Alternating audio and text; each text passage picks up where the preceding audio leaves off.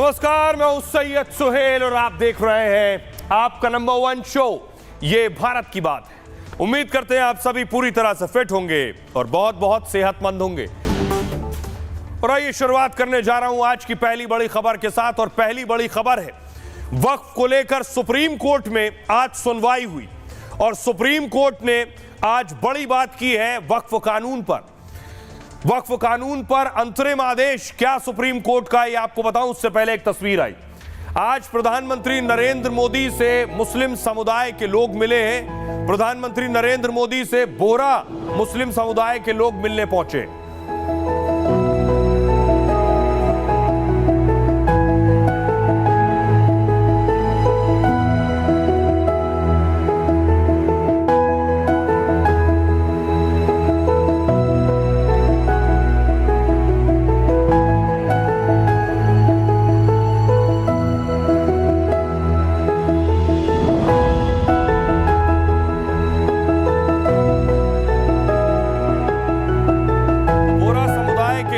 PM Modi से मिले और वक्फ संशोधन कानून पर पीएम मोदी की तारीफ की और पीएम मोदी का शुक्रिया अदा किया और धन्यवाद कहा।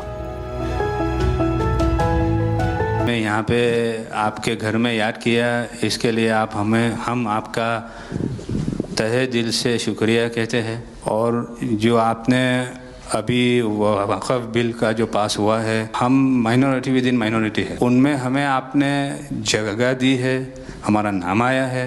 ख्वाहिश है कि सबको साथ लेकर चलना है। जो काम हुआ है और हो रहा है वो इंशाअल्लाह इंडिया के लिए, हिंदुस्तान के लिए और पूरे देश के लिए बहुत खूब होगा। छोटे लोगों की भी, आप बड़े गिनती में छोटे हो लेकिन आपके दिल में जगह बहुत ज़्यादा है।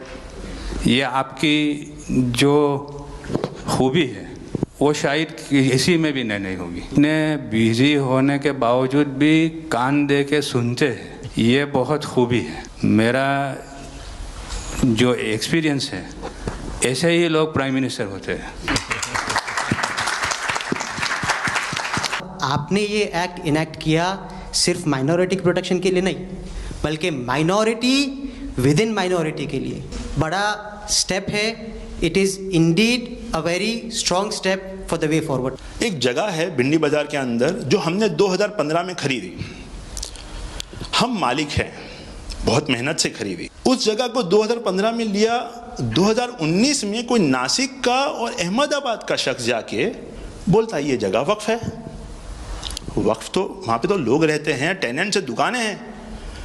एक 700 स्क्वायर फीट जगह पे कोई नमाज पढ़ता होगा जो कम्युनिटी हॉल होता है। सब ये गवर्नमेंट ने एक्चुअली ये सारी चीज़ों पे वक्फ कर दिया है। वक्फ का मतलब अब रुक जाओ, ये नहीं चलेगा। बहुत ही महंगी जगह है और हमने बहुत मुश्किल से ली है। 2019 के अंदर कोई थर्ड पार्टी, इसका कोई लेना देना नहीं है, वो जाके ये जगह को वक्फ कर देता है। तो सर कानून में बदलाव तो लाना होगा। ये सारे विजन जो गवर्नमेंट ने लिए हैं, दाऊदी बोहरा कम्युनिटी उसका बहुत सपोर्ट भी करती है। तो प्रधानमंत्री नरेंद्र मोदी का शुक्रिया अदा किया दाऊदी बोहरा समुदाय ने। लेकिन वक्फ कानून पर आज सुप्रीम कोर्ट में भी सुनवाई थी। कल भी सुनवाई हुई थी 2 बजे के बाद, आज भी 2 बजे के बाद सुप्रीम कोर्ट में सुनवाई शुरू हुई।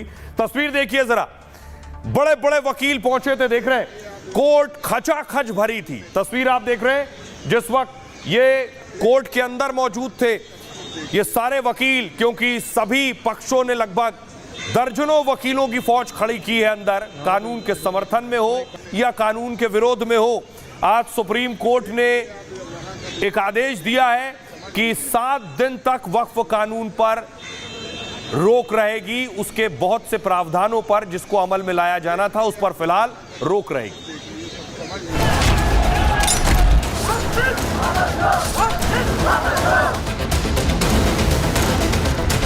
जो रजिस्टर्ड एंड गैजेटेड हैं वही सिर्फ डी नोटिफाई नहीं होंगे। हम पूरे उस बिल को उस एक्ट को अनकॉन्स्टिट्यूशनल मानते हैं। इससे किसी गरीब मुसलमान का नुकसान नहीं होने जा रहा है, बल्कि आपकी जवाबदेही तय हो रही है और आप एक्सपोज हो रहे हैं। वक्फ कानून पर संसद सड़क के बाद सुप्रीम कोर्ट में लड़ाई जारी है। लगातार दूसरे दिन सुप्रीम कोर्ट में दिग्गज वकीलों ने अपनी अपनी दलीलें रखी। सुप्रीम कोर्ट ने नए कानून पर स्टे से इनकार कर दिया, लेकिन कोर्ट के अंतरिम आदेश से मुस्लिम पक्ष खुश है। जिन प्रोविजंस पर हम लोग ऑब्जेक्शन ले रहे हैं वो उनको समझ में आ गया कि बीजेपी जो है इसकी आड़ में अपना सांप्रदायिक एजेंडा जो है पूरा कर रही है, नफरत का काम बीजेपी कर रही है। ये संविधान की जीत है या किसी पक्ष की जीत नहीं है, संविधान की जीत है। वहीं सुप्रीम कोर्ट के कानून पर रोक नहीं लगाने से दूसरा पक्ष भी खुश है। अब सबको 5 मई का इंतजार है।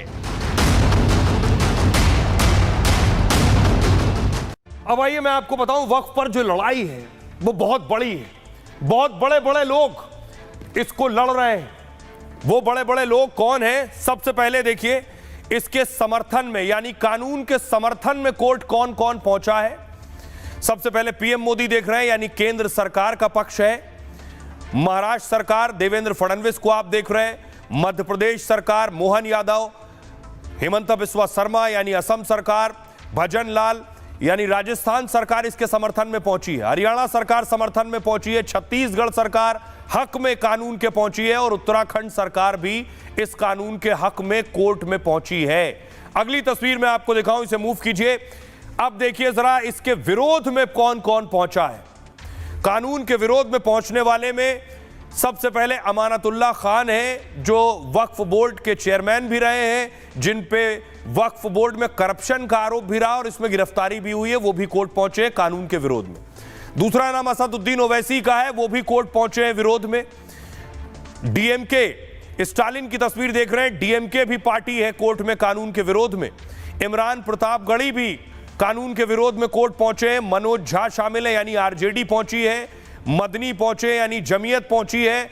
और all India Muslim personal law board और कांग्रेस के नेता आप देख रहे हैं, यानी कांग्रेस भी पहुंची है कोर्ट में। ये विरोध में है, वो समर्थन में। अब ये जिस जज के सामने सुनवाई हो रही है, खुद chief justice of India CJI की बेंच के सामने सुनवाई हो रही है। सीजेआई उस बेंच को लीड करते हैं। ये मुख्य बेंच है। देखिए जरा कौन कौन से जज हैं। सीजेआई यानी chief justice of India Sanjeev Khanna, साथ ही जस्टिस पीवी संजय कुमार और जस्टिस केवी विश्वनाथन। 3 जजों की बेंच है जिसमें सीजेआई अगुवाई कर रहे हैं। अब आपको बताऊं कि आखिर आज कोर्ट में हुआ क्या, कोर्ट में कौन किसका वकील है। दिग्गज वकीलों की फौज उतार दी है। बड़े बड़े महंगे वकीलों की फौज है जो वक्फ कानून के विरोध में कोर्ट में पहुंचे। देखिए जरा वक्फ कानून के विरोध में कौन कौन से वकील हैं। सबसे पहले देखिए आर के धवन है, और आर के धवन के अलावा निजाम पाशा है, कपिल सिब्बल है। कपिल सिब्बल के अलावा अभिषेक मनु सिंघवी है विरोध में। साथ ही निजाम पाशा असदुद्दीन ओवैसी के वकील हैं।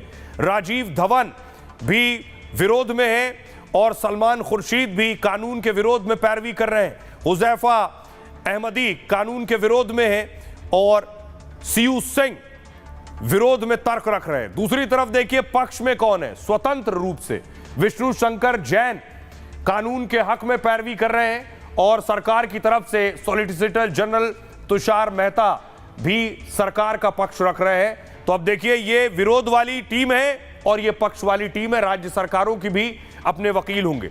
आइए अब आपको बताऊं आज देश की सर्वोच्च अदालत में हुआ क्या, कोर्ट ने क्या कहा आज की सुनवाई में। आज दूसरा दिन था सुनवाई का। वक्फ कानून पर आज दूसरे दिन भी सुनवाई हुई। सॉलिसिटर जनरल तुषार मेहता ने अपना पक्ष रखा। सुप्रीम कोर्ट में आज करीब 1 घंटे तक सुनवाई हुई है। सुप्रीम कोर्ट ने कुछ प्रावधानों पर अंतरिम आदेश जारी किया है। सुप्रीम कोर्ट ने फिलहाल यथास्थिति बनाए रखने को कहा है। वक्फ बोर्ड और केंद्रीय वक्फ परिषद के ढांचे में बदलाव नहीं होगा, सुप्रीम कोर्ट ने कहा। वक्फ संपत्तियों की स्थिति में भी किसी तरह का बदलाव नहीं होगा अभी अगले 7 दिन तक। सुप्रीम कोर्ट ने नए कानूनों पर रोक नहीं लगाई है, लेकिन नए कानून के कुछ हिस्से अभी लागू नहीं हो पाएंगे। वक्फ बोर्ड और केंद्रीय वक्फ परिषद में नई नियुक्तियां नहीं होंगी। अभी नए कानून के प्रावधानों के तहत नई नियुक्ति नहीं की जा सकेगी। इसका मतलब है कि गैर मुस्लिम सदस्यों की नियुक्ति भी अभी नहीं होगी। साथ ही कोई भी नया बदलाव फिलहाल संभव नहीं होगा। वक्फ संपत्तियों की स्थिति में बदलाव पर अभी रोक होगी। वक्फ बाय यूजर या waqf by deed, waqf by user वो यानी वक्फ जिस संपत्ति का भी इस्तेमाल कर रहा है वो वक्फ बाय यूजर है, और वक्फ बाय डीड यानी किसी ने कोई संपत्ति वक्फ को दे दी, वो वक्फ बाय डीड। किसी भी संपत्ति का वक्फ दर्जा अभी नहीं हटाया जाएगा, इस तरह की जो भी संपत्ति होगी। मतलब ऐसी संपत्तियों को सरकारी जमीन घोषित करने या उनके स्वामित्व में किसी तरह का बदलाव नहीं हो सकेगा। जिलाधिकारी की जांच पर अभी अस्थायी रोक रहेगी। नए कानून के मुताबिक वक्फ संपत्ति पर विवाद होने पर जिलाधिकारी जांच पूरी होने तक इसे वक्फ संपत्ति के रूप में मान्य नहीं करेगा, लेकिन कोर्ट ने इसके लागू करने पर अभी अंतरिम रोक लगा दी है। मतलब ऐसी संपत्तियों की स्थिति जस की तस बनी रहेगी। केंद्र के जवाब तक वक्फ संपत्ति की स्थिति नहीं बदलेगी। सुप्रीम कोर्ट ने केंद्र सरकार को 7 दिन का वक्त दिया है। 7 दिनों में केंद्र सरकार अपना जवाब दाखिल करेगी। इसके बाद 5 दिन याचिकाकर्ताओं को दिए गए हैं। इस दौरान वो सरकार के जवाब पर आपत्ति दर्ज करा सकेंगे। वक्फ कानून को लेकर अगली सुनवाई 5 मई को होगी, यानी 7 दिन में सरकार को जवाब देना है। 7 दिन तक इस पर रोक रहेगी। सुनिए सियासतदान क्या कह रहे हैं। वक्फ बाय यूजर पे सुप्रीम कोर्ट ने 1 माह में स्टे लगाया है और वक्फ बाय यूजर के डिलीशन पर स्टे लगाया है, और साथ ही साथ कोई सेंट्रल वक्फ काउंसिल के बनाने पर स्टे लगाया गया है। जिन प्रोविजंस पर हम लोग ऑब्जेक्शन ले रहे हैं वो उनको समझ में आ गया कि बीजेपी जो है इसकी आड़ में अपना सांप्रदायिक एजेंडा जो है पूरा कर रही है। नफरत का काम बीजेपी कर रही है। ये संविधान की जीत है, ये किसी पक्ष की जीत नहीं है, संविधान की जीत है। और आने वाले दिनों में जब फिर से सुनवाई होगी तो माननीय उच्चतम न्यायालय और मजबूती से इसमें रिलीफ देगा। वक्फ भी रिलीजन का एक हिस्सा है, मुस्लिम रिलीजन का एक हिस्सा है वक्फ, और इसमें सरकार को मुदाखलत करने का, इंटरवीन करने का कोई हक नहीं है। इंसाफ की जो एक हमें उम्मीद है, और सिर्फ मुझे और मेरे समाज को नहीं पूरे देश को जो एक माननीय सर्वोच्च न्यायालय से उम्मीद है, हमें वहाँ से इंसाफ मिलता हुआ दिखाई दे रहा है। एक गैर संवैधानिक बिल जो पास हुआ था पार्लियामेंट में, उसको रोकने की एक कोशिश है। सकारात्मक दिशा में सुप्रीम कोर्ट की सुनवाई बढ़ रही है कि अगर वक्फ के मामलों में आप गैर मुसलमानों को शामिल कर रहे हो तो क्या हिंदुओं के मामलों में आप मुसलमानों को शामिल करोगे? हमने अपनी बहनों के पैरों से ट्रिपल तलाक की बेड़ी से उनको आजाद किया। आप ट्रिपल तलाक के खिलाफ कानून के उसमें भी आपने याचिकाएं दायर की, तो वहां आपको क्या मिला था? तो ये सिर्फ आप अपनी राजनीतिक रोटियां सेकने के लिए कर रहे हैं। इससे किसी गरीब मुसलमान का नुकसान नहीं होने जा रहा है, बल्कि आपकी जवाबदेही तय हो रही है और आप एक्सपोज हो रहे हैं। अब देखिए कोर्ट के सामने सबसे बड़ी परेशानी क्या आ रही है।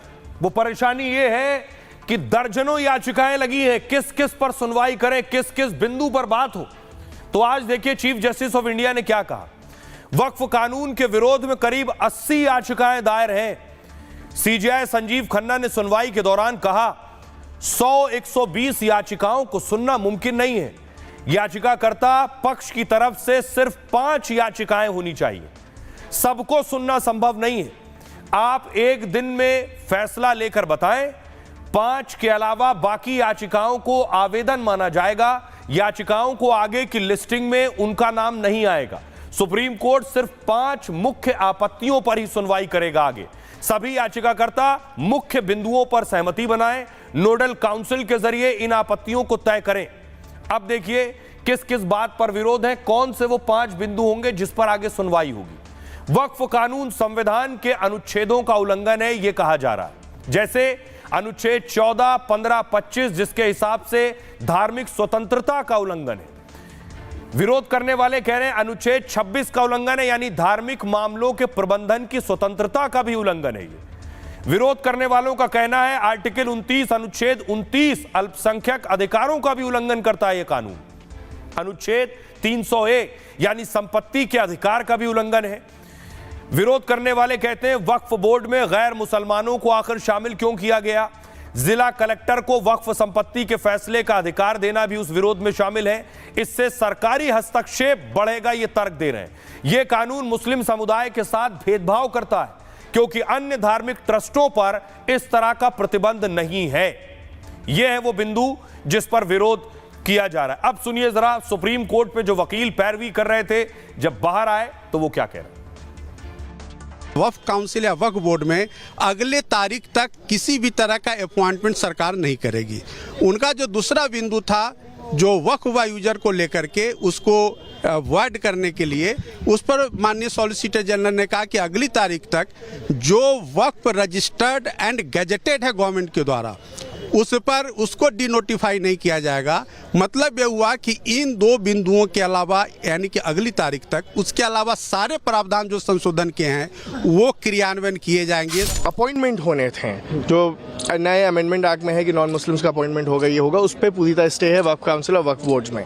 दूसरी साथ ही साथ वक्फ बाय यूजर रजिस्टर्ड और नोटिफाइड वक्फ पे भी उनके कैरेक्टर को नहीं बदला जा सकता है। तो हमारे हिसाब से सब्सटैंटिव ना सही लेकिन एक एक्सटेंट तक ही हमारी जीत है। कहना चाहता हूं कि जब मंदिर बाय यूजर नहीं हो सकता है, चर्च बाय यूजर नहीं हो सकता है, गुरुद्वारा बाय यूजर नहीं हो सकता है, तो ये वक्फ बाय यूजर कैसे हो सकता है। और वक्फ बाय यूजर के कंसेप्ट को स्टे करना चाहिए और इस कंसेप्ट के आधार पे जितनी संपत्ति गलत ढंग से ली गई है उसको वापस लाने की कार्रवाई होनी चाहिए। इंटरिम ऑर्डर ये होना चाहिए, ये बात हम कोर्ट के सामने रखेंगे। इधर एक तरफ सुप्रीम कोर्ट में सुनवाई हो रही थी। सुप्रीम कोर्ट ये कह रहा था कि फिलहाल कुछ वक्त तक 7 दिन तक रोक रहेगी। दूसरी तरफ उत्तर प्रदेश में वक्फ पर एक्शन हो रहा था। तस्वीर में आपको दिखाऊं, कौशांबी से तस्वीर सामने आई है। यह जमीन जिस पर एक दरगाह बना दी गई, दावा किया गया ये वक्फ की संपत्ति है, लेकिन उत्तर प्रदेश सरकार ने इस पर एक्शन लिया। जो कौशांबी की जमीन थी, न सिर्फ कौशांबी बल्कि बरेली में भी इस तरह का मामला सामने आया था। सबसे पहले देखिए बरेली से खबर आई। वक्फ कानून लागू होने के बाद यूपी में पहली एफआईआर दर्ज हो गई। भू माफिया ने सरकारी जमीन पर कब्जा कर रखा था। उत्तर प्रदेश के बरेली में पहली एफआईआर दर्ज की गई है। वक्फ की संपत्ति बताकर 3 बीघा सरकारी जमीन पर कब्जा हुआ। इसको लेकर कुछ लोगों ने प्रशासन से शिकायत की थी। शिकायत के बाद एसएसपी ने मामले की जांच करवाई। जांच के बाद 11 लोगों के खिलाफ केस दर्ज किया गया। इन लोगों ने ट्रस्ट बनाकर यह पूरा फर्जीवाड़ा किया है। कब्रिस्तान के लिए जमीन के नाम पर धोखाधड़ी की गई है। ट्रस्ट के नाम पर लखनऊ से इसे रजिस्टर करवाया है। ट्रस्ट के नाम पर झाड़ फूक का काम शुरू किया गया और एफआईआर के बाद आरोपियों की गिरफ्तारी हो सकती है। कौशांबी से दूसरा मामला सामने आया यूपी के कौशांबी में वक्फ बोर्ड की जमीन पर एक्शन हुआ। वक्फ बोर्ड की जमीन पर प्रशासन की कार्रवाई हुई है। 93 बीघा जमीन डीएम ने सरकारी खाते में दर्ज कराई है। जमीन को ग्राम समाज के सरकारी खाते में दर्ज कराया गया है। जिले के 3 तहसीलों में जांच टीम गठित कर दी गई है। ग्राम समाज की खतौनी को भी चेक कराया जा रहा है। ज्यादातर वक्फ संपत्ति पर कब्रिस्तान और मदरसे बने हैं। प्रशासन ने आधिकारिक रूप से इसे अपने कब्जे में नहीं लिया है। वक्फ संपत्ति से पहले ग्राम समाज के खाते में कुछ भूमि दर्ज थी। आइए अब आपको सुनवाता हूं, सुनिए जरा क्या कुछ कह रहे हैं वहां के अधिकारी। कब्रिस्तान की भूमि जो कि सरकारी जमीन के रूप में राजस्व अभिलेखों में दर्ज है, इसको कोर्ट रचित डॉक्यूमेंट्स तैयार कर जमीन पर अवैध कब्जा किया गया। इस कब्जा की गई जमीन को वक्फ कब्रिस्तान बताते हुए सेंट्रल वक्फ बोर्ड लखनऊ से संपत्ति संख्या 2214 पर दर्ज कराकर अपने परिवारजनों को ट्रस्ट का सदस्य बनाकर स्वयं प्रबंधन समिति का यह अध्यक्ष बन गया। माननीय न्यायालय द्वारा भी एक सिविल केस में अपने निर्णय में इस प्रकरण में अभिलेखों की कूटरचना होना पाया गया है। इस संपूर्ण प्रकरण में वादी पुत्तन शाह पुत्र जुल्फिकार शाह की तहरीर पर अभियुक्त सब्जे अली व 10 अन्य अभियुक्तों के विरुद्ध एफआईआर दर्ज की गई है। अराउंड 93 बीघा ज़मीन हमने कब्जा मुक्त करवाया। फर्स्ट पॉइंट है। सेकंड पॉइंट है, इसमें सारे हमारे ग्राम समाज की खतौनी में हम लोग चेक करवा रहे हैं कि कितने में कब्रिस्तान है, कितने में मदरसा है, कितने में कौन से ऐसे लैंड दर्ज हुआ है, और उसको हम चेक कराएंगे। और हमारे रजिस्टर्स के सापेक्ष में हम चेक करवाएंगे गवर्नमेंट लैंड कौन सा है और इसकी प्रॉपर्टी में कौन से अंकित किए हैं। पूरा जाँच हो रहा है, तहसील स्तर से भी हो रहा है, और उसके रिपोर्ट आने के बाद जो हमारे गवर्नमेंट लैंड रहेगा उसको गवर्नमेंट लैंड में फिर हम खतौनी में दर्ज करवाएंगे। अब वक्फ के नाम पर जो अवैध जमीन थी उस पर वापस सरकार ने एक्शन लिया है। दूसरी तरफ ममता बनर्जी, वक्फ के नाम पर जिस राज्य में बवाल हुआ, ममता बनर्जी ने आज प्रेस कॉन्फ्रेंस की आकर सामने। दूसरी तरफ बीजेपी ने, अगली तस्वीर में आपको दिखाऊं, बीजेपी गवर्नर के पास पहुंची बंगाल के और उन पीड़ितों को भी लेकर गई जो हिंसा के शिकार हुए हैं और राज्यपाल से जाकर शिकायत की है किस स्थिति से ये लोग गुजरे।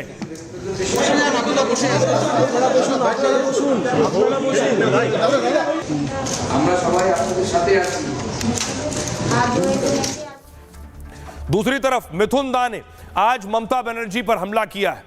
वो पहले दिन से ममता बनर्जी को निशाने पर लिए बीजेपी नेता मिथुन चक्रवर्ती का ममता पर निशाना।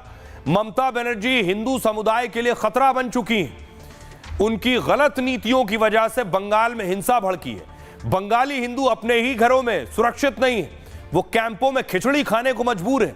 ममता सरकार पर तुष्टीकरण की राजनीति का आरोप लगाया और इसी वजह से पश्चिम बंगाल में अशांति बढ़ गई है।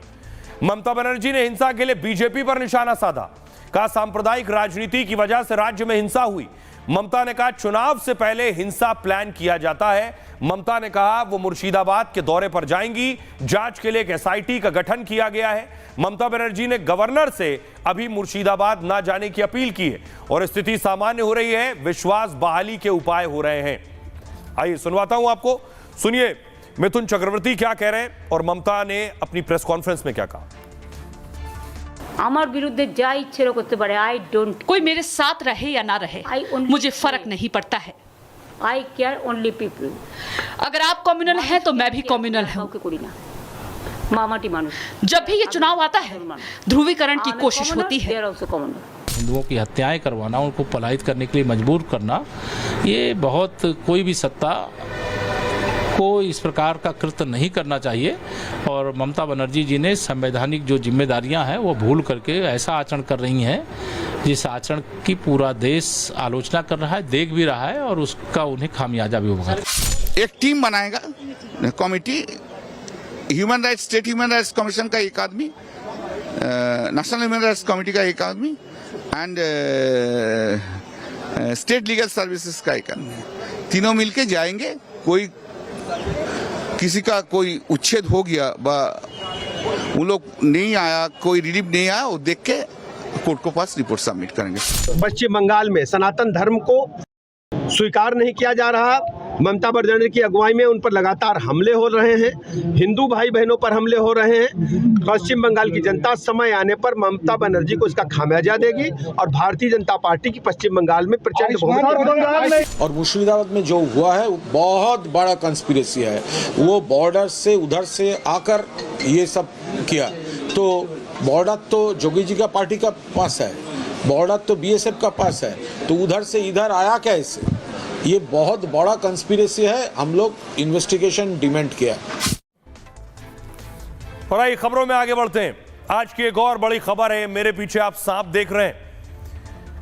आपको बताने जा रहा हूं जो अगली खबर वो सांप से जुड़ी है कि आखिर कैसे एक पत्नी ने पति को 10 बार सांप से डसवा कर उसकी जान ली है। जहरीली पत्नी ने पति को कैसे डसा ये आपको मैं बताऊं। ये तस्वीर आप देख रहे हैं, सौरभ की हत्या की गई, पत्नी ने हत्या की और शव के टुकड़े ड्रम में भर दिए। इससे लोग डरे और सहमे थे कि मेरठ से ही एक और बड़ी खबर आ गई। यह तस्वीर आप देख रहे हैं, यहां अमित को पत्नी ने सांप से 1-2 नहीं 10 बार डसवाया है और यह बहुत खतरनाक सांप था। अमित को सांप ने 10 बार डसा, पत्नी ने सांप अमित के पास रखा और अमित की मौत हो गई। अगली तस्वीर मैं उसकी दिखाने जा रहा हूं। ये आप देख रहे हैं, अमित का शव पड़ा है और नजदीक में आपको सांप नजर आ रहा है। यही वो सांप है, देखिए जो बिस्तर पर सांप आपको दिख रहा है, इसी सांप ने अमित को 10 बार डसा है और उसके बाद इसकी मौत हो गई। आरोप पत्नी पर है कि पत्नी सांप लेकर आई, 1000 रुपए का सांप खरीदा, पति के बिस्तर पर रखा और उसके बाद एक के बाद एक 10 बार इस सांप ने डसा और पति की मौत हो गई।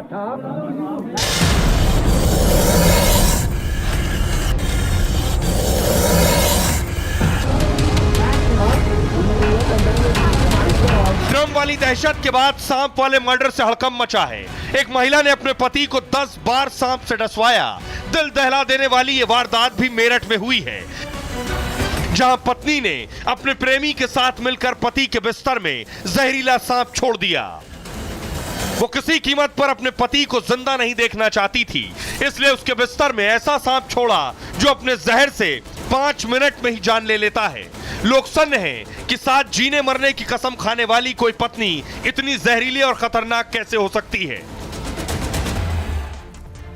और सोचिए, पति को सांप ने डसा उसके बाद सपेरा बुलवाया गया। सपेरे ने उस सांप को पकड़ा है। ये है वो सांप, बहुत खतरनाक जहरीला सांप होता है ये। सपेरा आया है, सपेरे ने सांप को दबोचा है क्योंकि पति के ठीक नजदीक में उस सांप को दबा दिया गया था।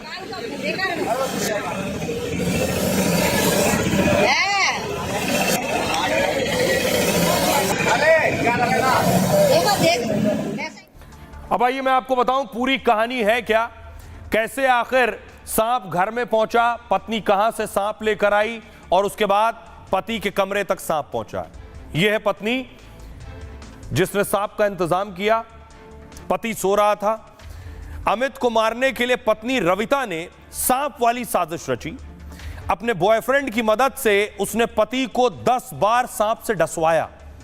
3 दिन पहले वो सहारनपुर के शाकुंभरी देवी के दर्शन करने गई थी। मंदिर में पति के साथ दर्शन किया और बाहर आकर मर्डर का प्लान बनाया। मंदिर से लौटते वक्त रविता ने अपने प्रेमी अमरदीप को फोन किया, कहा सांप का इंतजाम कर लो, आज रात ही अमित की हत्या करनी है। अमरदीप ने एक सपेरे से 1000 रुपए में एक रसल वाइपर सांप खरीदा।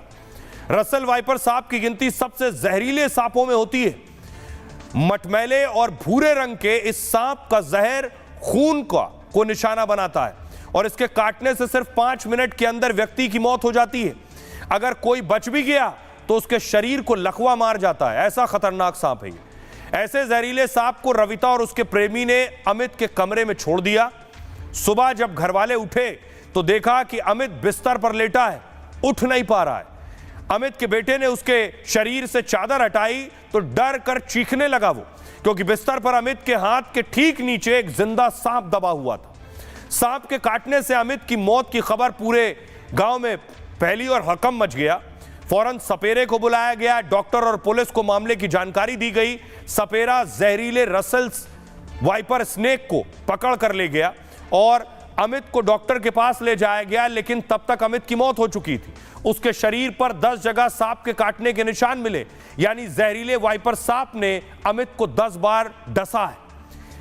यानी पत्नी ने पूरी कोशिश की ये कहानी बनाने की कि सांप घर के अंदर आया, बिस्तर पर चढ़ा और 10 बार अमित को डसा। इसमें पत्नी का कोई रोल नहीं था। उसके बाद पुलिस जब पहुंची, पोस्टमार्टम रिपोर्ट क्या आई वो मैं आपको बताऊंगा। तो हिला देने वाली पोस्टमार्टम रिपोर्ट आई।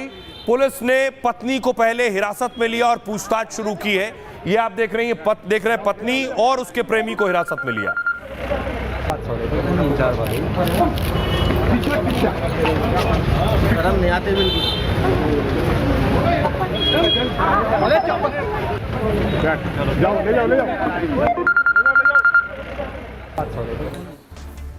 अब सुनिए जरा क्या कुछ कह रही है पत्नी और क्या कह रहा है प्रेमी।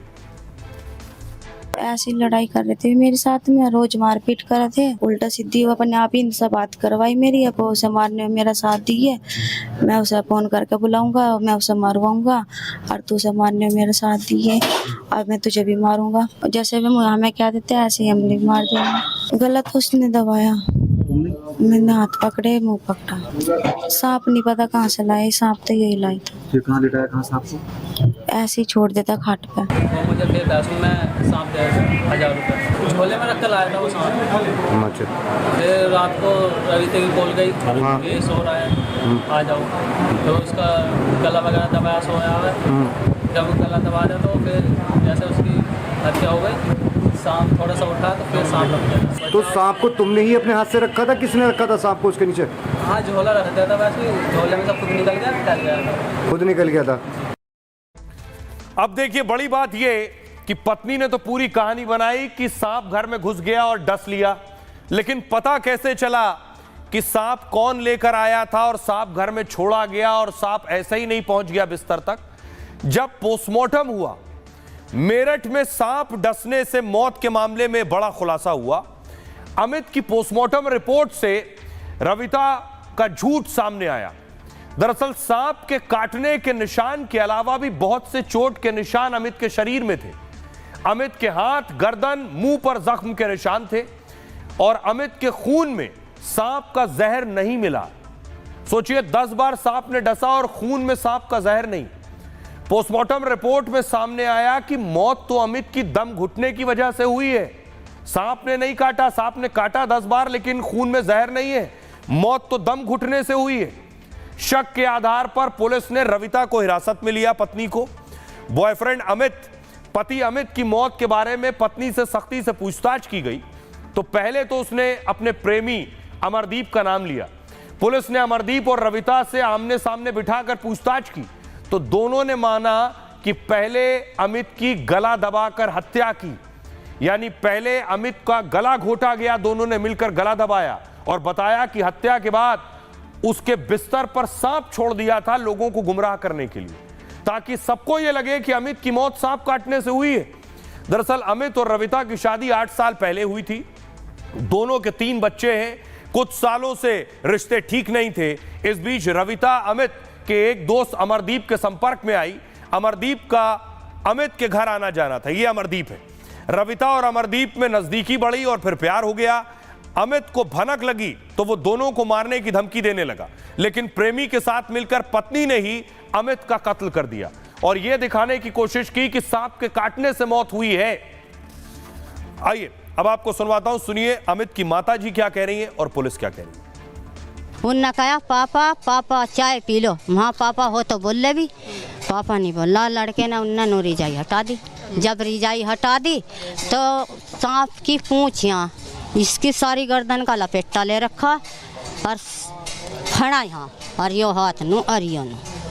अच्छा, अब जब हमने फिर 2 अपने पड़ोसियों को कहा हमारा अमित घर में ही सांप ने खा लिया किल्ली मार के, तो पड़ोसी आ गया। पड़ोसी आते ही पूरा गाँव आ गया। जब पूरा गाँव आ गया मैंने कहा भाई देखो सुनो मेरी बात, सांप ने नहीं खाया है, मेरा लोंडा मारा हुआ है। जब ये घटना हुई थी उस दिन सुबह वहाँ से सपेरे द्वारा सांप को बरामद भी किया गया था और सांप को ले भी गया था। पोस्टमार्टम रिपोर्ट आने के बाद उसमें पता चला कि इसमें स्मूदलिंग आया है और थ्रोटलिंग आया है। थाना पुलिस के द्वारा हत्या का मुकदमा दर्ज किया गया। सांप स्थानीय थाना क्षेत्र में ही एक गांव है, वहां से सांप लिया गया था 1000 रुपए में, ये बताया गया है। उसकी तस्दीक की जा रही है, किस व्यक्ति के माध्यम से वो लाया गया था, उस विषय में भी विवेचना जारी है। एक और खबर आई है जहां पत्नी ने पति की हत्या कर दी है। सबसे पहले मैं आपको दिखाऊं, पत्नी पर आरोप है रील बनाने से शुरुआत हुई जो हत्या तक पहुंच गई। पत्नी को रील बनाने का शौक था। ये रील की तस्वीरें, पत्नी का नाम रवीना। रवीना रील बनाने की शौकीन थी। रील बनाते बनाते जिस शख्स से मिली उससे प्यार हो गया, वो भी रील बनाता था और उसके बाद पति की हत्या कर दी।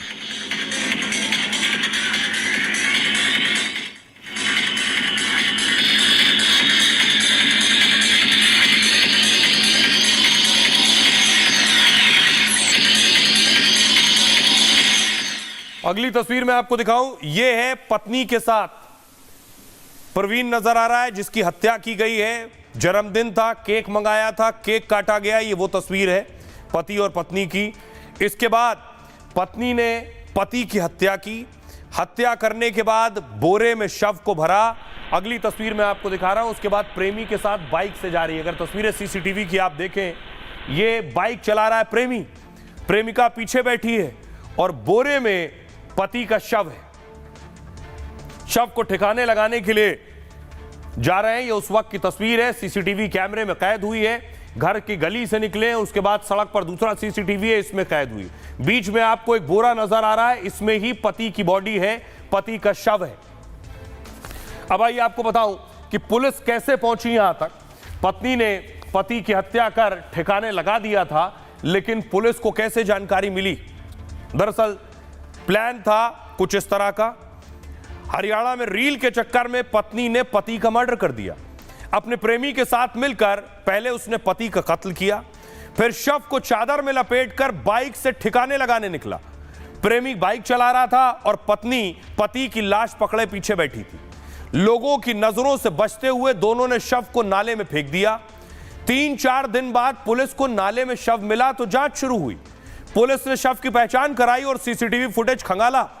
तब रवीना और उसके प्रेमी सुरेश की करतूत का खुलासा हुआ। हिरासत में लेकर पुलिस ने पूछताछ की तो रवीना ने सच बता दिया। भिवानी में 8 साल पहले रवीना की प्रवीण से शादी हुई। शादी के कुछ दिन बाद ही रवीना प्रवीण में अनबन शुरू हो गई। रवीना यूट्यूब वीडियो और रील बनाने की शौकीन थी। पति रवीना की इस आदत से परेशान था तो उसे रोकता था, रील मत बनाओ। इस वजह से रवीना प्रवीण से के बीच दूरियां बढ़ने लगी। इस बीच यूट्यूब के जरिए वो सुरेश के संपर्क में आई। भिवानी का रहने वाला सुरेश भी रील और वीडियो बनाता था। रवीना सुरेश में पहले दोस्ती हुई, फिर दोनों रिलेशनशिप में आ गए। रवीना घर में कम रहती थी, प्रेमी के साथ ज्यादा रहती थी। प्रवीण को यह बात पता चली तो उसने रवीना से खूब लड़ाई की। गुस्से में आकर रवीना ने पति को रास्ते से हटाने का प्लान बनाया और फिर प्रेमी के साथ मिलकर चुन्नी से गला दबाकर पति को मार डाला। सुनिए जरा क्या कुछ कह रहे हैं भिवानी के एसएचओ। हरियाणा का यह मामला है।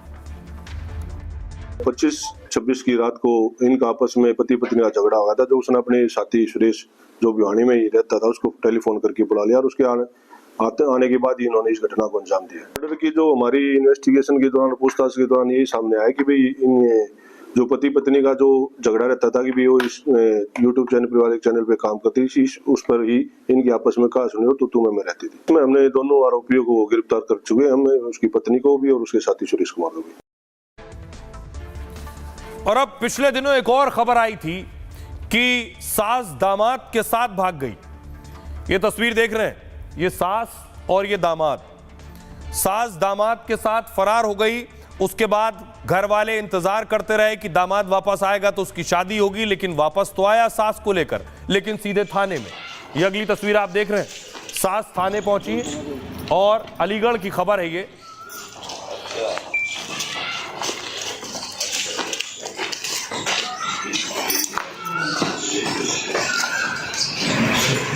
पुलिस पिछले कई दिन से तलाश कर रही थी। 16 तारीख को शादी होनी थी इस लड़के के की सास की, इनकी लड़की से। आइए अब आपको बताता हूं सास आज थाने पहुंची तो क्या कह रही हैं वो। अब जिस राहुल के साथ अनीता की बेटी की शादी होनी थी, उस होने वाले दामाद के साथ अनीता यानी सास गायब हो गई। परिवार से लेकर पूरे अलीगढ़ में हड़कंप मच गया। पुलिस जांच में जुटी तो पता चला कि दोनों में प्रेम संबंध थे। इधर राहुल और अनीता की बेटी के कार्ड भी छप गए थे। जो पिता है वो कार्ड लेकर घूम रहा है और उधर 39 साल की अनीता होने वाले दामाद के साथ फरार थी। परिवार की शिकायत पर पुलिस लगातार दोनों की तलाश कर रही थी। इस बीच दोनों के नेपाल भागने की खबर आ रही थी। पुलिस ने उत्तर प्रदेश से लेकर दिल्ली और नेपाल बॉर्डर तक जांच तेज की तो होने वाले दामाद और सास ने खुद थाने में आकर सरेंडर कर दिया। वो भी उस दिन जिस दिन राहुल की अनीता की बेटी से शादी होनी थी, और कहा कि वो अपनी मर्जी से भागे थे और जिंदगी भर साथ रहेंगे। सास ने कहा मेरा पति शराबी है, कुछ नहीं करता, एक घर तक नहीं बनाया। शिकायत करती तो कहता था कि दामाद के साथ भाग जाओ। दामाद के साथ भागने वाली सास से पूरा गांव और परिवार गुस्से में है। बेटी कहती है हमारे लिए मां मर चुकी है, उससे कोई संबंध नहीं है, बस घर से जो पैसा गहना ले गई है पुलिस हमें उसे वापस करा दे। गांव के लोग कह रहे हैं कि अनीता को गांव में घुसने नहीं देंगे। बेमेल रिश्ते से उसने हमारे पूरे गांव का नाम खराब किया है। आइए अब आपको सुनवाता हूं, सुनिए जरा क्या कह रहे हैं दामाद और सास। मरने के लिए मतलब मोहताज हो रही थी। अरे क्यों ये मतलब घर वाले मतलब टॉर्चर कर रहे थे। अच्छा। मुझे टॉर्चर कर रहे हैं तो इसलिए ना मैं मर रही हूँ, मुझे लेके जाओ। तो बस स्टैंड अलीगढ़ से मुझे इसने बुलाया, मैं लेके गया। यहाँ से अलीगढ़ से हम जब चालू हुए थे तो लखनऊ से सीधे मुजफ्फरपुर। इसके बाद में हमें पता लगा कि अलीगढ़ से पुलिस हमें ढूंढने के लिए मतलब यहाँ से फरार हो गई। तो फिर मैं इससे अच्छा पहले हम सर के सामने उपस्थित हो जाएं, तो इसलिए जब हमें पता लगा तो इससे मतलब वो पहुँचे, हम आए हैं। जितेंद्र कह रहे हैं कि तुम 3.5 लाख रुपए जेवर तमाम चीज जो लड़की की शादी के लिए बनाई थी, खाली मोबाइल और 200 रुपये, इसके अलावा कुछ नहीं। तो यानी कि ये आरोप गलत है। हाँ, 1 रुपया नहीं लेके गई मैं घर से, कुछ भी नहीं। तो पति के साथ रहेंगी या इनके साथ रहेंगी? इनके साथ रहूंगी, जिनके साथ रहेंगी इनके साथ। नहीं तो एक चीज बताओ, जब तक तुम्हारा तलाक नहीं हुआ तब तक आप कैसे रह लोगी? ऐसे ही रहेंगे, बिना शादी के रह लोगी। और आइए खबरों में आगे बढ़ते हैं। आज की एक और बड़ी खबर है, कांग्रेस बनाम बीजेपी ईडी को लेकर यह घमासान चल रहा है। सोनिया और राहुल के खिलाफ चार्जशीट के बाद रॉबर्ट वाड्रा की आज तीसरी बार ईडी के सामने पेशी थी। देखिए जरा, केरला कांग्रेस ने प्रोटेस्ट किया है केरला कांग्रेस पर वाटर कैनन की बौछार की है पुलिस ने उसके बाद।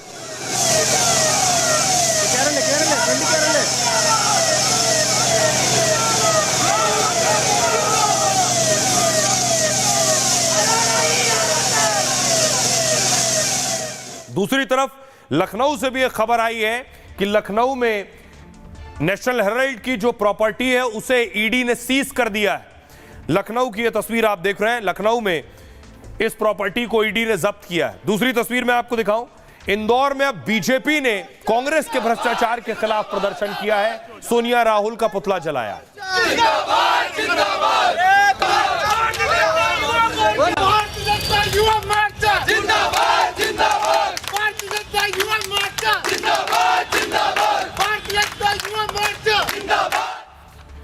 इंदौर के साथ भोपाल में भी आज कांग्रेस के खिलाफ प्रोटेस्ट हुआ है। कल कांग्रेस प्रोटेस्ट कर रही थी ईडी के एक्शन पर, आज बीजेपी प्रोटेस्ट कर रही थी कांग्रेस के खिलाफ।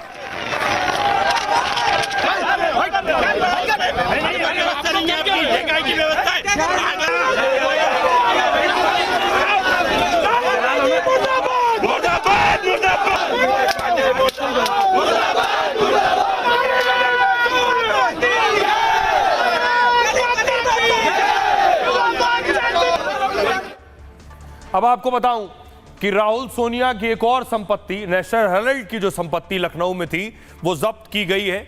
ये है वो प्रॉपर्टी।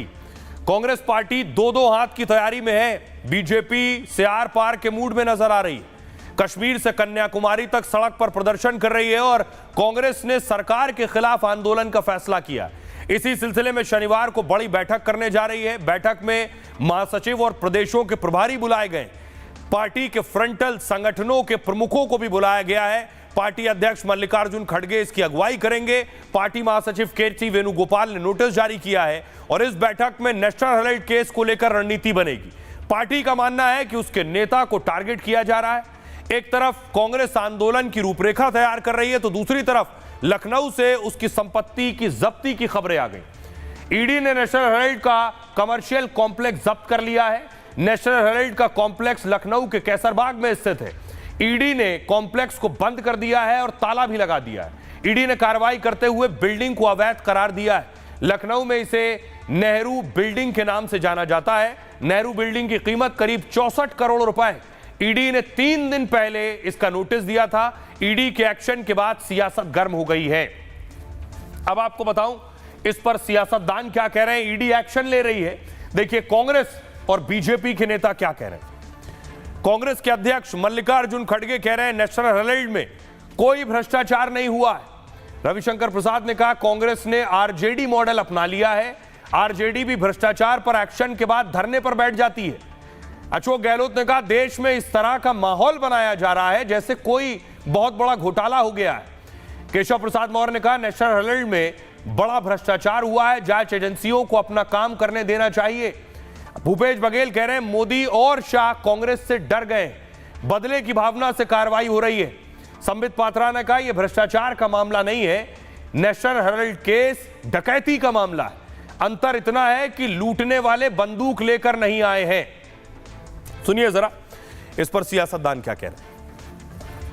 क्या एक पॉलिटिकल कंपनी किसी और एंटिटी को लोन दे सकती है? क्या कांग्रेस पार्टी यंग इंडिया को, क्या कांग्रेस पार्टी एजेएल को, क्या ये जायज है? इसको आप चोरी या भ्रष्टाचारी मत कहिए, ये सरेआम डकैती है, डकैती। जिस कंपनी को सेक्शन 25 में गठित किया गया यानी कुछ ले ही नहीं सकती, उसके डायरेक्टर्स पे आरोप, ये भाजपा की घटिया, दूषित और गोडसेवादी प्रवृत्ति को दर्शाती है। कांग्रेस के लोग नेशनल हेराल्ड के मामले में एक तरीके से एक ऐसा निम्न स्तर की राजनीति कर रहे हैं। ये राजनीतिक मसला नहीं है, ये भ्रष्टाचार का मसला है और कांग्रेस को इसको ओन करना चाहिए। ईडी वीडी मत कहिए, बल्कि ईडी को बेकार दफ्तर अलग रखने में खर्च हो रहा है। बीजेपी के पास बड़ा 5 सितारा होटल नुमा ऑफिस है, वहीं डाल दीजिए। जो एजेंसी सरकार का स्क्रिप्ट पकड़ करके हिंसक तोते की तरह व्यवहार करे, उस एजेंसी का इस डेमोक्रेटिक सेटअप में कोई काम नहीं। नेहरू जी ने इस पेपर की शुरुआत की और 2008 में चलाने लायक नहीं रहा। और 2010 के बाद ऐसा क्या होता है कि एक यंग इंडियंस नाम की कंपनी बनाई जाती है, 76% शेयर सोनिया गांधी जी और राहुल गांधी जी लेते हैं। क्या ये एक लूट की खुली छूट नहीं थी? एक तरफ राहुल और सोनिया ईडी के शिकंजे में हैं, तो कांग्रेस पार्टी सड़क पर है। आज वाड्रा सड़क पर थे जब पहुंचे ईडी ऑफिस। रिपब्लिक ने उनसे सवाल किया। ये वो तस्वीर है, रिपब्लिक टीवी का माइक देखकर ही वाड्रा साहब घबरा गए। उन्होंने कहा रिपब्लिक का माइक हटाओ। फुल स्क्रीन लीजिए जरा इसको। कह रहे हैं रिपब्लिक को मुझसे दूर रखो। इसको हटाइए, पीछे साहब को हटाइए, पीछे साहब को हटाओ, रिपब्लिक को हटाओ, पीछे साहब को हटाओ, रिपब्लिक हटाओ, भैया मोर्चे दूर इसको हटाइए, पीछे साहब को हटाइए। वाड्रा, रॉबर्ट वाड्रा ने पहले रिपब्लिक का माइक पकड़ा है और उसके बाद कहा रिपब्लिक को हटाओ। भैया मोर्चे दूर इसको हटाइए, पीछे साहब को हटाइए, पीछे साहब को हटाओ, रिपब्लिक हटाओ, पीछे साहब को हटाओ, रिपब्लिक हटाओ, भैया मोर्चे दूर। रिपब्लिक सिर्फ सवाल पूछता है। वाड्रा साहब उसके जवाब दे सकते थे या नहीं भी दे सकते थे, लेकिन उसके बावजूद रिपब्लिक के सवालों से परेशानी और डर है, इसलिए रिपब्लिक के सामने बोलने को तैयार नहीं। पीछे साहब को हटाइए, पीछे साहब को हटाओ, रिपब्लिक हटाओ, रिपब्लिक बिल्कुल नेगेटिव न्यूज है, हटाइए, हटाइए, पीछे साहब को हटाओ, रिपब्लिक हटाओ। वाड्रा से 3 दिन पूछताछ हुई है। 15 अप्रैल को जब रिपब्लिक का माइक देखा तो चलो चलो हो गया बोले, 16 को देखा तो डर कर बोले हटो, और 17 को देखा तो रिपब्लिक को हटाओ। ये रॉबर्ट वाड्रा का डर है। अब मैं आपको बताऊं, रॉबर्ट वाड्रा को आज ईडी ने बुलाया था। तीसरे दिन उनसे सवाल जवाब हुए। तीसरे दिन ईडी ने पूछताछ के लिए बुलाया। हरियाणा के गुरुग्राम जमीन घोटाले में सवाल जवाब हुए उनसे। तीसरे दिन रॉबर्ट वाड्रा से 4 घंटे से ज्यादा पूछताछ हुई। 15 अप्रैल को 6 घंटे और 16 अप्रैल को भी 6 घंटे पूछताछ हुई। तीनों दिन रॉबर्ट वाड्रा ने इसे सियासी मुद्दा बनाने की कोशिश की। पहले दिन कहा मैं जनता की आवाज उठाता हूं, इसलिए बीजेपी की सरकार उन्हें परेशान कर रही है। यह भी कहा बीजेपी सियासत में उन्हें आने से रोक रही है। दूसरे दिन कहा मुझे जितना परेशान करोगे उतना मजबूत बनूंगा। इशारों इशारों में उन्होंने एक नेता की तरह ईडी को धमकी दी। आज तीसरे दिन रॉबर्ट वाड्रा ने एक नेता की तरह बयान दिया। फिर उन्होंने समन और पूछताछ को राजनीतिक साजिश ठहरा दिया। कहा बीजेपी जांच एजेंसियों का दुरुपयोग कर रही है। यह कदम कांग्रेस नेताओं को निशाना बनाने का हिस्सा है।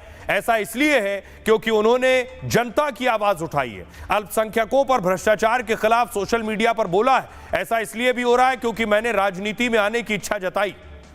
आइए सुनिए जरा क्या कुछ कह रहे हैं इस पर सियासतदान। जितने भी सवाल थे उसके जवाब दे दिए हैं। यही चीज़ बात हो चुकी है पहले 2019 में सारी यही सवाल पहले दे चुके हैं और कोई नई बात नहीं है। ये जो सरकार है उनका प्रचार करने का तरीका है, मिसयूज़ करने का तरीका है, दुरुपयोग हो रहा है। हम झेलने की क्षमता हमें है, हम झेलेंगे, कोई ऐसी बात नहीं है। रॉबर्ट वाड्रा साहब को जवाब देना होगा। जो सवाल है उससे दाएं बाएं मत भागिए, नेता मत बनिए। अभी आप किसी नेता के पद पे नहीं हैं, सिर्फ परिवार के, एक नेहरू गांधी परिवार के सदस्य के नाते नेता की तरफ बयानबाजी बंद कीजिए और आपको जो ईडी के सवाल हैं उसका जवाब दीजिए। मिस्टर रॉबर्ट वाड्रा जी को पहले बुलाया था कोई जमाने में, अब 10 साल बाद वापस बुला रहे हैं। तो ये जो एक साथ केस नहीं दे सकते थे 6 महीने में, साल भर में केस डिस्पोज हो जाते हैं। कांग्रेस के नेता भ्रष्टाचार की आदतों से बाज नहीं आएंगे और ईडी जैसी एजेंसीज का काम है इन्हें नियंत्रित करना। जो सवाल हैं उसका जवाब तो रॉबर्ट वाड्रा को देना होगा। अब तक समय क्यों लगा, कैसे लगा, इसकी वजह वो खुद जानते होंगे। ईडी जहां भी विपक्ष मजबूती से आवाज कांग्रेस पार्टी उठाती है वहाँ ईडी की कार्रवाई होती है। सत्ता पक्ष के लोग सब दूध के धुले हैं, भ्रष्ट सरकार है और ये पूरी जनता को बेवकूफ़ बना रही है। और आइए खबरों में आगे बढ़ते हैं, आपको बिहार लिए चलते हैं। बिहार से बड़ी खबर आ रही है, क्या तेजस्वी यादव सीएम का चेहरा होंगे, क्या मुख्यमंत्री बनेंगे, क्या इंडी उन्हें मुख्यमंत्री के तौर पर पेश करेगा, आपको बताऊंगा। ये तस्वीर आप देख रहे हैं, क्या राहुल गांधी और कांग्रेस पार्टी तेजस्वी यादव के चेहरे पर बिहार में चुनाव लड़ेगी? अगली तस्वीर देखिए, आज बैठक हुई दरअसल इंडी की बिहार में। तेजस्वी यादव और कांग्रेस के बड़े अधिकारी और प्रभारी इस बैठक में शामिल हुए। बैठक का मकसद था बिहार में इसी साल जो चुनाव होने उस पर मंथन, और क्या बिहार में इंडी सीएम फेस पर चुनाव लड़ेगी। अगली तस्वीर आपको दिखाऊं, और इस बैठक के बाद बाकायदा प्रेस कॉन्फ्रेंस की, जिसमें तेजस्वी के साथ साथ इंडी के जो सहयोगी हैं वो भी शामिल हुए। सब एक साथ नजर आ रहे हैं, सब ने एक दूसरे का हाथ थाम रखा है। लेकिन क्या तेजस्वी के चेहरे पर इंडी चुनाव लड़ने जा रहा है? क्योंकि दूसरी तरफ नीतीश कुमार है, एक तरफ नीतीश कुमार, दूसरी तरफ तेजस्वी यादव। बिहार में इंडी अलायंस के लिए अच्छी खबर आ गई है। अलायंस ने तेजस्वी यादव को बड़ी जिम्मेदारी दी है, उन्हें कोऑर्डिनेशन कमेटी का अध्यक्ष बना दिया है। इंडी अलायंस की 3 घंटे बैठक चली, जिसमें फैसला हुआ, जिसका सीधा मतलब है कि तेजस्वी इंडी के सीएम फेस होंगे। हालांकि सियासत में ऐलान से पहले कुछ भी कहना ठीक नहीं है, क्योंकि इंडी ने तेजस्वी के नाम कोई सीधे सीधे घोषणा नहीं की। बैठक के बाद मुख्यमंत्री के नाम पर कोई खुलकर नहीं बोला, लेकिन संकेत यही है कि तेजस्वी को छोड़कर कोई रेस में नहीं है। अब देखिए क्या कह रहे हैं कांग्रेस के प्रभारी बिहार के। उन्होंने कहा सीएम फेस पर कोई कंफ्यूजन नहीं है, एनडीए में सीएम फेस को लेकर भारी कंफ्यूजन है, सभी बातों पर सहमति बन चुकी है। तेजस्वी ने कहा थोड़े इंतजार का मजा लीजिए। पटना में हुई बैठक में इंडी की कई पार्टियां शामिल हुई, आरजेडी और कांग्रेस के अलावा सीपीएम, सीपीआई और माले भी पहुंची। सबसे खास यह रहा कि वीआईपी के मुकेश साहनी को खूब तवज्जो मिली। उन्हें बैठक में और प्रेस कॉन्फ्रेंस में भी तेजस्वी के बगल में बिठाया गया था, क्योंकि काफी दिनों से चर्चा है कि मुकेश साहनी एनडीए में जा सकते हैं। एनडीए के एक नेता ने भी कहा था कि इंडी का एक दल एनडीए में आ सकता है। मुकेश साहनी एनडीए से इंडी और इंडी से एनडीए में पहले भी आते जाते रहे हैं। आज भी बैठक के बाद बोलते बोलते बोल गए कि गुजरात विकास में अव्वल है। हालांकि बाद में संभाला और कहा एनडीए के लोग अफवाह फैलाते रहते हैं। आइए आपको सुनवाता हूं, सुनिए जरा सियासतदान क्या कह रहे हैं। आप सब बिहारी और हम सब को एक ही उद्देश्य होना चाहिए कि बिहार कैसे आगे बढ़े। आज देखिए गुजरात कहां पहुंचा। समय समय पर खास करके एनडीए के लोग तरह तरह के मैसेज देने का काम करते, झूठ, प्रेम, सभी चीज में वो अव्वल है। अगर हिंदुस्तान में अगर मेडल अगर मिलने का हो तो भारतीय जनता पार्टी को सब तरह का मेडल मिल जाएगा, जितने भी गलत काम जो होते हैं उसका मिल जाएगा। तो इसलिए हम लोग महागठबंधन एकदम अटूट है। महागठबंधन के लोग कहीं से भी ये कहने को तैयार नहीं है कि वो तेजस्वी यादव के। और आइए खबरों में आगे बढ़ते हैं। आज की एक और बड़ी खबर है, मोदी का मिशन यमुना। प्रधानमंत्री नरेंद्र मोदी यमुना की सफाई में जोर शोर से लग गए। तस्वीर में आपको दिखाऊं, ये आप देख रहे हैं यमुना की सफाई तेजी से चल रही है, युद्ध स्तर पर चल रही है। पीएम मोदी ने आज बैठक ली। अगली तस्वीर में आपको दिखाऊं, प्रधानमंत्री नरेंद्र मोदी ने बैठक की है और इस बैठक में खुद सीएम भी मौजूद थी। आइए बताऊं यमुना की सफाई को लेकर पीएम मोदी क्या तैयारी कर रहे हैं। दरअसल यमुना की सफाई को लेकर पीएम मोदी एक्शन में है। पीएम मोदी खुद लगातार अधिकारियों से अपडेट ले रहे हैं। इसी कड़ी में आज प्रधानमंत्री मोदी ने हाई लेवल मीटिंग की है। इस मीटिंग में गृह मंत्री अमित शाह और सीएम रेखा गुप्ता मौजूद थी। इसके अलावा राज्यपाल और बड़े अधिकारी भी शामिल हुए। यह बैठक दिल्ली में प्रधानमंत्री मोदी के आवास पर हुई। बैठक के दौरान यमुना की सफाई योजना पर चर्चा की गई। एजेंसियों की कार्य योजना को लेकर भी समीक्षा की गई। यमुना की सफाई के लिए 3 चरणों की योजना को मंजूरी मिली है। इसमें 3 महीने, 1.5 साल, 3 साल, 3 लेयर में काम होगा। यमुना की सफाई की रियल टाइम निगरानी के आदेश दे दिए गए। यमुना में गिरने वाले औद्योगिक इकाइयों के कचरे पर काम होगा। साथ ही नदी में गिरने वाले सीवेज का निस्तारण भी किया जाएगा। नालों से लेकर ट्रीटमेंट प्लांट पर नजर रखने के आदेश दिए गए हैं। पेयजल की समस्या दूर करने के लिए पानी की बर्बादी रोकी जाएगी। यमुना के दिल्ली, हरियाणा, प्रयागराज तक के हिस्सों की समीक्षा की गई और फिलहाल दिल्ली में यमुना की सफाई का काम तेजी से चल रहा है। तो दिल्ली में यमुना की सफाई को लेकर क्योंकि रिवर फ्रंट बनना है, उसकी तैयारी जोर शोर से शुरू हो गई है। आइए अब बात आज के सूत्र की। ज्ञान पर घमंड नहीं करना चाहिए और सीखते रहना चाहिए। जिंदगी का यह सूत्र दिया था मशहूर वैज्ञानिक स्टीफन हॉकिंग ने। हॉकिंग का जन्म 8 जनवरी 1942 को ब्रिटेन में हुआ था। वो 21 साल के थे, तभी उन्हें एक लाइलाज बीमारी हो गई थी। उनके शरीर के कई अंगों को लकवा मार गया। वो चल फिर या बोल भी नहीं सकते थे। डॉक्टरों ने तो यह तक कह दिया था कि वो 2 साल से ज्यादा जिंदा भी नहीं रहेंगे, लेकिन उन्होंने बीमारी की वजह से हिम्मत नहीं हारी। बीमारी और जिंदगी की चिंता छोड़कर हॉकिंग ने पूरा ध्यान विज्ञान और नई खोज पर लगा दिया। वो जिस व्हीलचेयर से चलते थे उसे कंप्यूटर के साथ जोड़ा गया था। उनके सिर और आंखों में कंपन से मशीन पता लगा लेती थी कि हॉकिंग कहना क्या चाहते हैं। गंभीर बीमारी में भी हॉकिंग 55 साल और जिए। उन्होंने ब्लैक होल और ब्रह्मांड के कई रहस्य खोले। जिस कैम्ब्रिज यूनिवर्सिटी से पढ़े, बाद में उसी के डायरेक्टर भी बन गए। स्टीफन हॉकिंग को आइंस्टीन के बाद सबसे बड़ा भौतिक शास्त्री यानी फिजिक्स का विशेषज्ञ माना जाता है। स्टीफन हॉकिंग ने जिंदगी का एक अहम सूत्र दिया।